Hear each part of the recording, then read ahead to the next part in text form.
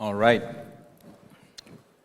Thank you, Jesse. So, convenience redefined. Today I will fly through a couple of real-world examples of brands doing interesting things in the space of digital commerce. We'll look at seamless experiences, we'll look at cutting-edge omnichannel, how to connect online and offline, and I'll add my personal take on a few of these, speculate a little bit about the modern consumer, and also how this whole obsession about seamlessness might actually be a very, very bad idea. So let's go. So PJ, my name, happy to be here. I was here 4 years ago. I met Jesse over a video call in the peak or post-COVID. So happy to visit Smart Commerce again. And since we're in Finland, I think it's a place in place to do a quick little clarification. So I'm not a Finn, but I'm not a Swede either. I'm a Sami. And in my mother tongue, Vaimo means heart. And this is my home mountains. I'm not sure you can see it very well, but this is in the Sarek and Pajilanta mountains of northern Sweden. And this is how we look at the world that we operate in. It's pretty tough out there. You need experience to succeed out here. And if you don't have it on your own, you need to bring a guide with you. You have to deliver awesome customer experience, and you also have to make sure your own internal team has a great experience managing your store, right? So that's why we put experience at the heart of everything we do. We're a digital full-service agency specializing in digital commerce, content management, data management, insights, and activations. We've been around for 16 plus years. We're in, I think, in 17, 18 countries by now, about 600 people. We work with a couple of platforms up here that we think are extra good, and we have a couple of clients that I wanted to highlight that we have the honor to guide in their journey in this space. All right, so let's talk about convenience and how we should think about it. What is it? Is it Klarna and smooth payments with Snoop? Is it the store that we can buy anything you might need, or is it something else? Is the title just clickbait? So I want to show a couple of examples, and there's going to be a few of them. So let's start here. We just heard about Temu. This is how Temu could look like. They have everything I want, right? It costs nothing, so I don't need to worry about money. Someone else very, very far away is dealing with the hassle of making it and shipping it, right? It costs nothing, so I don't even have to bother about returns. I don't have to worry about anything here, right? Very, very convenient. Is it the future? Is it good? I hope not. There's actually another place that we also heard about just now from Arhi. Another place that really has everything that I want. It knows me better than I know myself. Looking at the Amazon start page is sometimes like looking in your mirror or sitting with your therapist in a self-reflection session. It feels like it knows me better than I do myself, right? It knows where I was, it knows what I bought, it knows what I probably should buy next. It knows exactly where my head is at. It's skiing season, so ski tuning is of highest importance right now. There's even a store up in the menu that's called PJ's Amazon, where it's even more hyper-personalized to me. All my stuff that it suggests, and you can clearly see that I've daughters who are playing around with my iPad in my account, so I'm not into coloring books or crochet, but that's what it is. Everything I ever bought again, when I bought it, and when it's time to buy it again. Super duper convenient. This is a file brush that I bought a week ago, 2 weeks ago. Maybe it's time for a new one. I don't know. That's Amazon, right? Another place, if you're a teenage girl and Amazon is not that interesting, there's actually another place that has everything you really, really, really need. Sephora, right? This is the screenshots from my daughter's account. She's 17, Anna Linnea.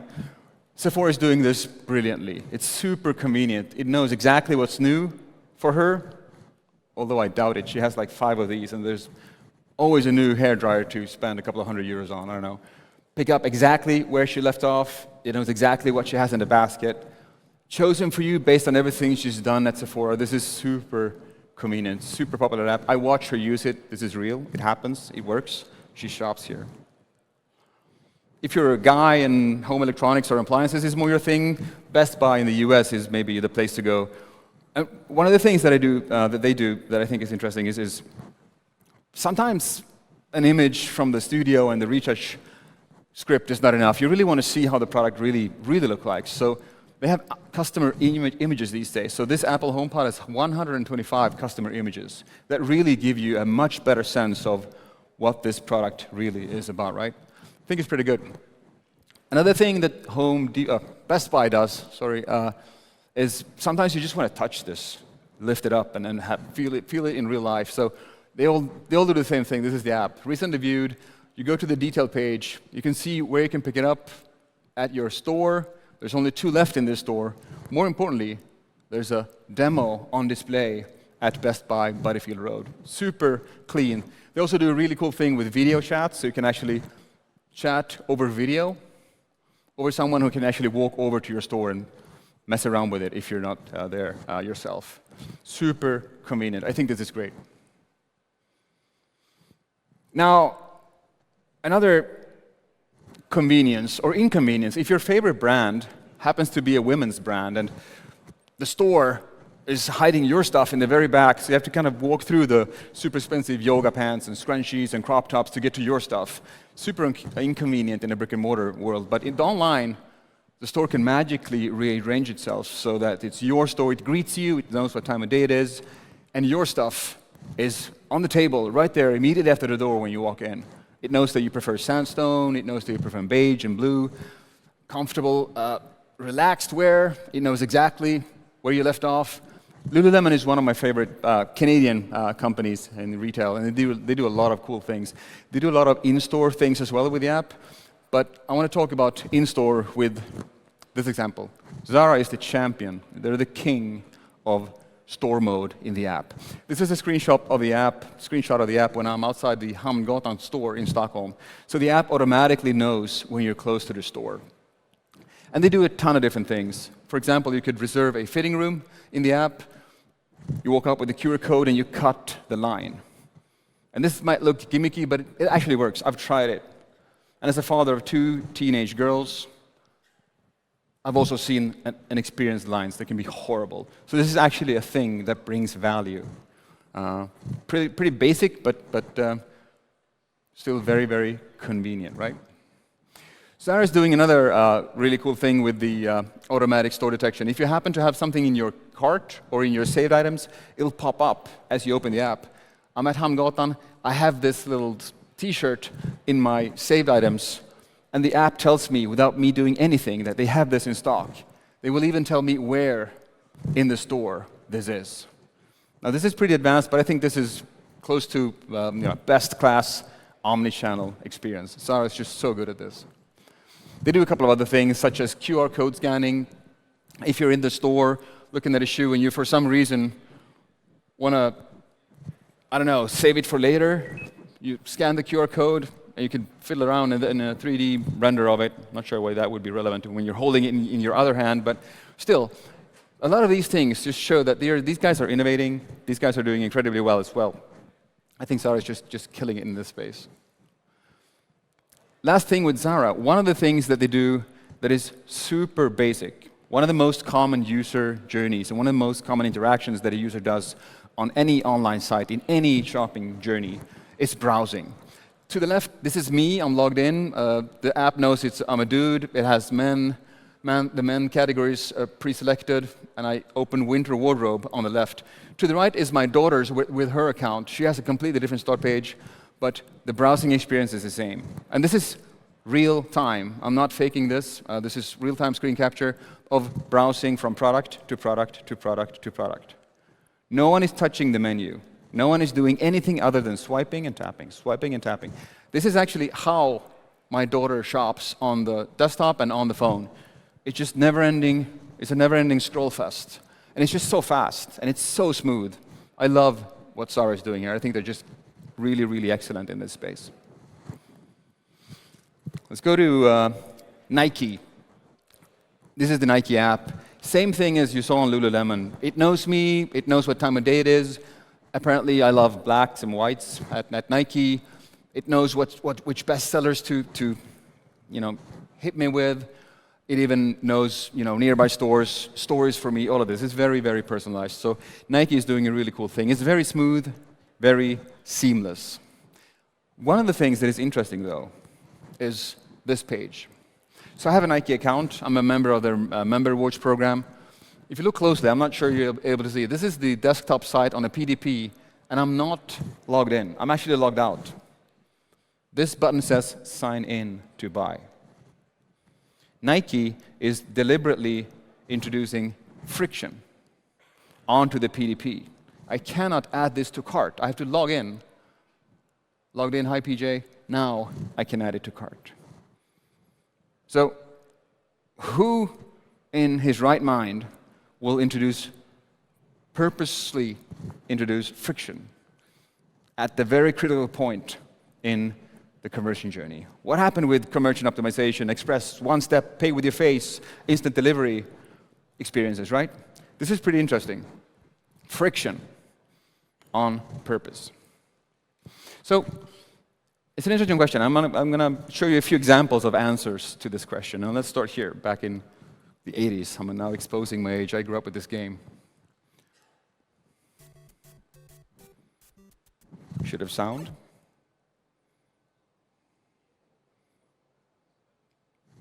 No sound? There we go. Yes, that's sound.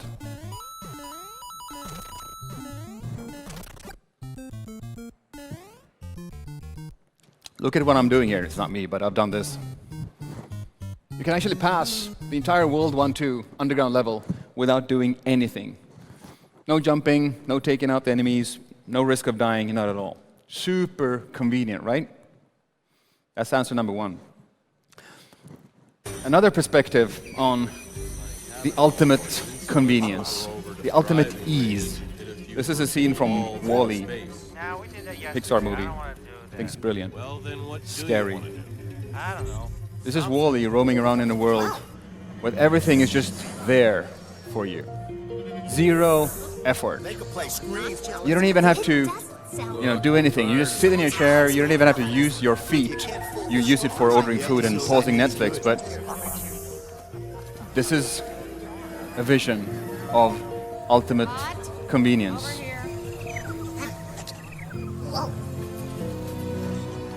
It's gone so far, and it's so focused on shopping and convenience, I guess. By and large, everything you need to be happy. Your day is very Everything you need to be happy. It's perfect, right? Here, take the cup. Hey, take the cup. Except that it's not. It's pretty scary. I'm going to stop here. I think you get the point. So a perfectly seamless life actually seems pretty weird, right? Can we ever over-optimize? Can we make it too smooth? So the central thesis in conversion optimization is if we make the purchase journey as fast, as seamless as possible, we will sell more. And I'll get to this, but also I think it's safe to assume that the founder of conversion optimization was a dude, it was a man. Because men are very action-oriented when it comes to shopping. The Germans call this Kauf und Frust.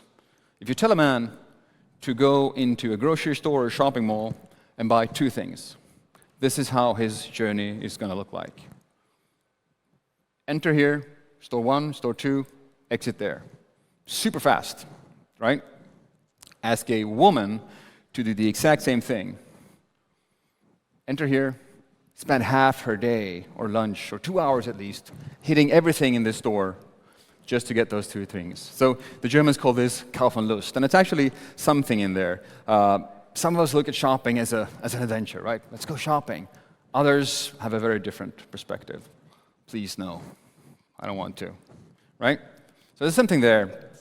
And also there's this. So this is my point with this. Like, where's the fun? A journey that has zero effort doesn't have the same value as a journey that takes practice, perseverance, strength, stamina, grit, right? There's probably a Chinese proverb in here somewhere, but I'm a skier, so I probably go with earn your turns, right? There's something there.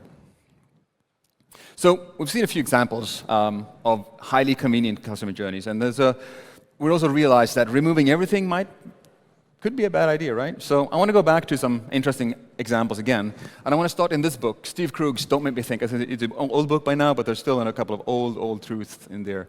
The ultimate truth here is just don't make me think. at least when it comes to website design and usability, right? So a couple of examples. Don't make me think, but don't make me type. Because on a 5-inch screen, your fingers are always in the way. It's impossible to type on a phone. I have a photo. This is, I think, ASOS. Let's see. Yes, the ASOS search. I hit the search. I hit the library or my camera, and this is me doing my library. I have a screenshot of Normcore Boy. Just crop that to make it easier for the AI to recognize the Normcore stuff in the photo, and voila.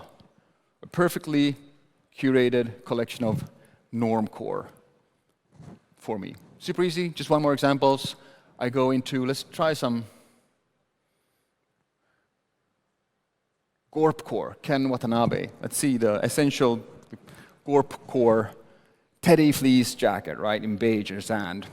Beautiful. This just worked flawlessly. This is not just ASOS doing it, but I think ASOS is a really cool example of this fashion apparel shopping where you're starting with a photo.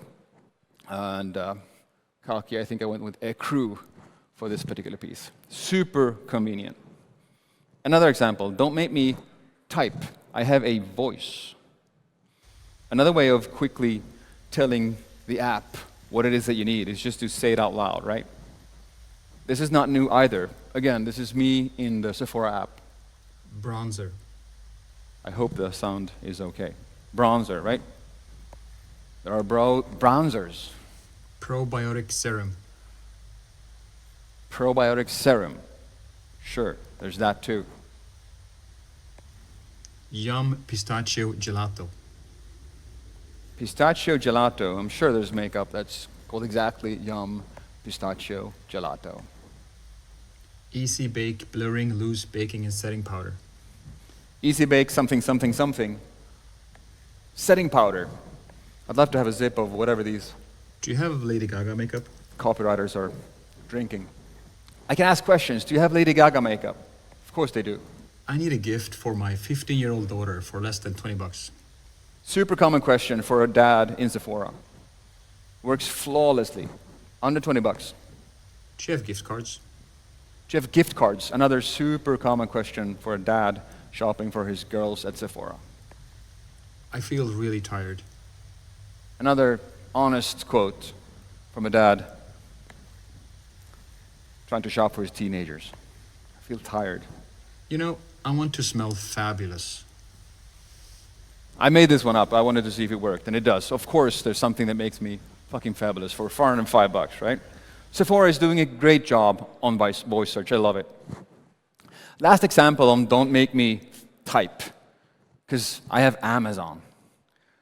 This is me last night sitting up. Sorry, I want to go back. No.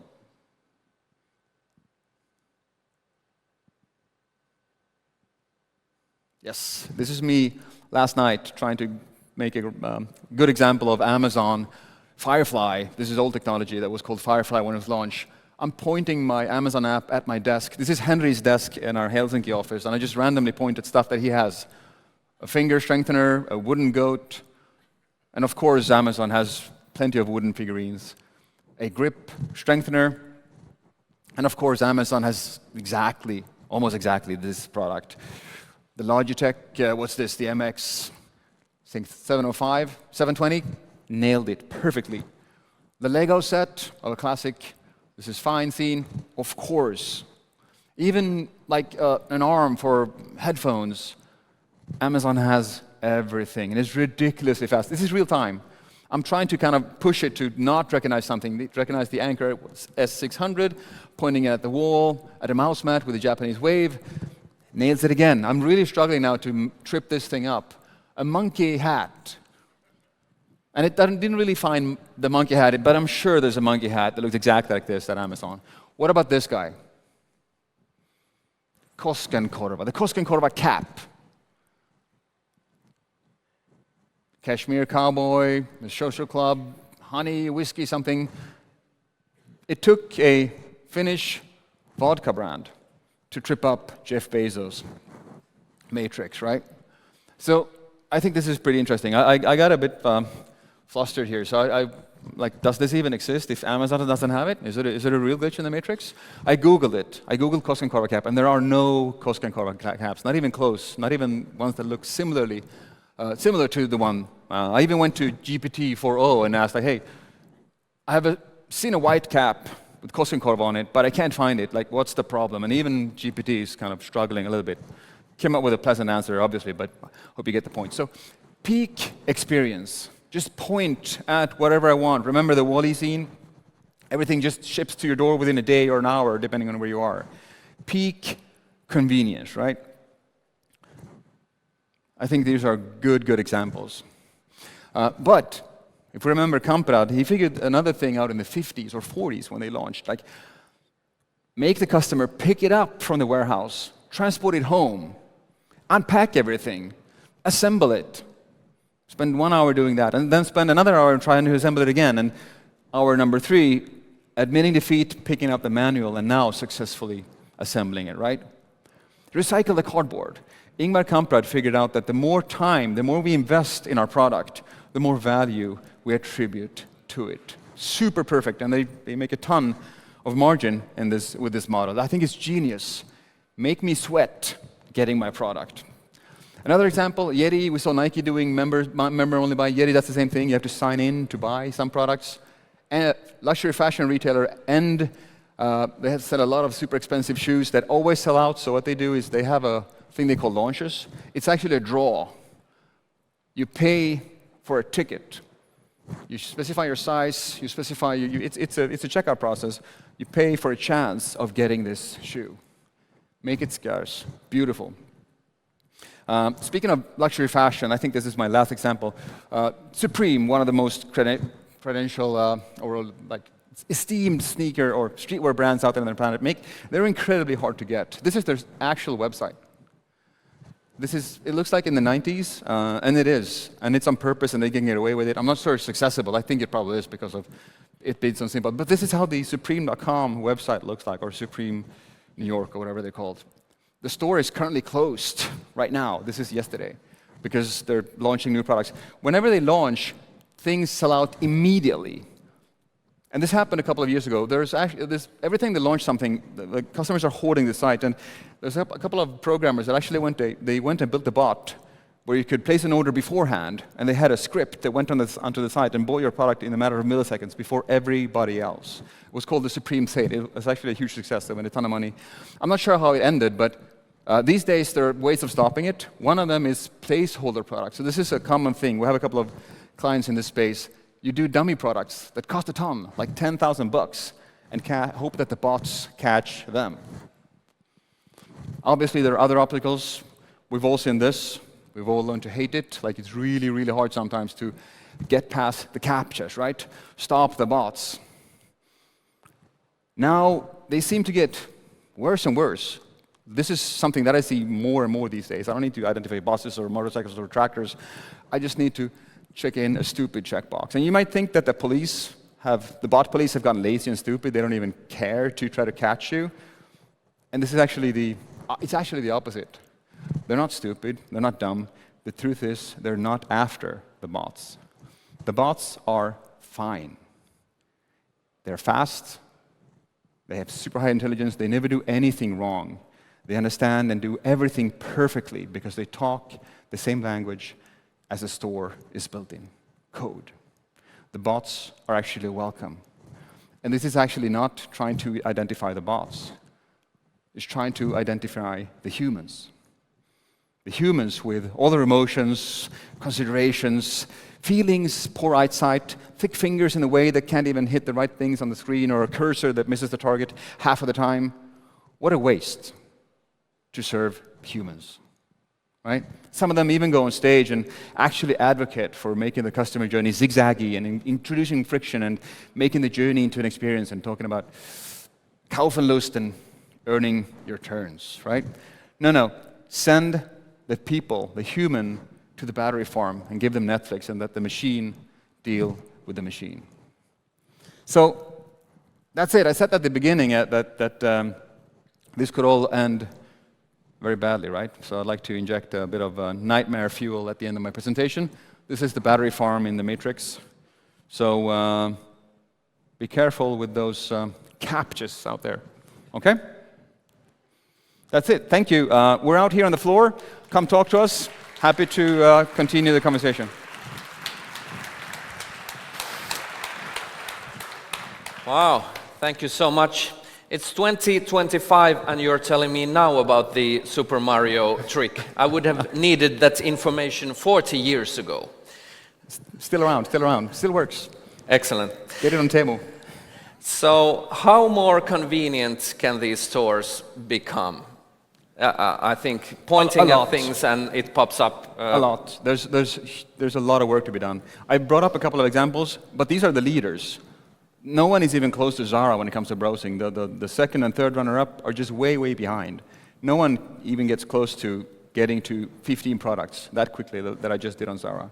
No one is even close to pointing at anything like Amazon does.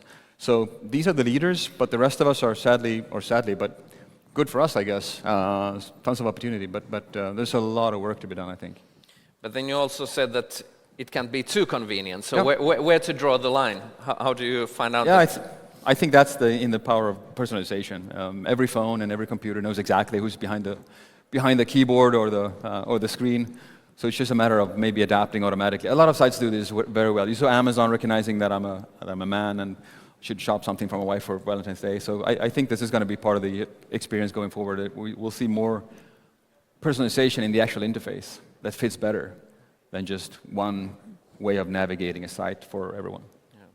I used to live in New York for 15 years ago. I remember the ladies on the Upper East Side, they had personal shoppers who went out to curate and brought stuff back to them. Yeah, Do you see that happening, like having an AI personal Yeah, shopper? yes, I mean, we see that now again. We saw that in 2017 with the Supreme Saint. That was a like super programmatic bot, but I know Salesforce is here and they're launching the Agent Force and the agentic thing where you have an agent or a stand-in or multiple stand-ins doing your job, both on the shopping side but also on our side and just working with it. So I think there's much to come here. Interesting stuff. Thank you so much. Thank you. Thank you.